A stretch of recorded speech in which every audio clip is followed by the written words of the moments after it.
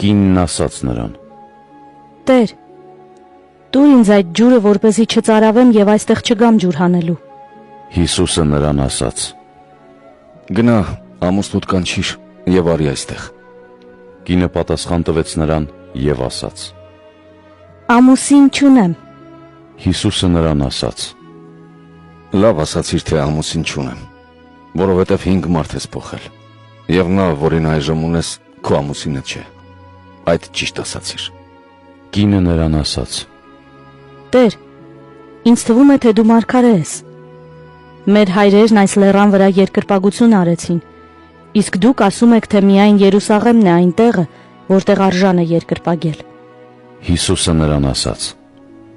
Ով կին, հավատա ինձ, որ կգա ժամանակը, երբ ոչ այս լեռան վրա եւ ոչ էլ Երուսաղեմում կերկրպագեն հորը։ Դուք երկրպագում եք նրան, ում չգիտեք, իսկ մենք երկրպագում ենք նրան, ում գիտենք, որովհետեւ փրկությունը հրեաներից է։ Բայց կգա ժամանակը, եւ արդեն իսկ է, երբ ճշմարիտ երկրպագողները կերկրպագեն հորը հոգով եւ ճշմարտությամբ, քանի որ հայրն էլ իրեն այդպիսի երկրպագողներ է ուզում։ Հոգի է Աստված, եւ նրան երկրպագողները պետք է հոգով ու ճշմարտությամբ երկրպագեն։ Կինն ասաց նրան.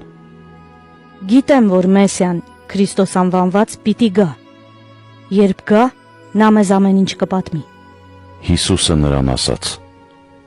Այդ ես եմ, որ խոսում եմ քեզ հետ։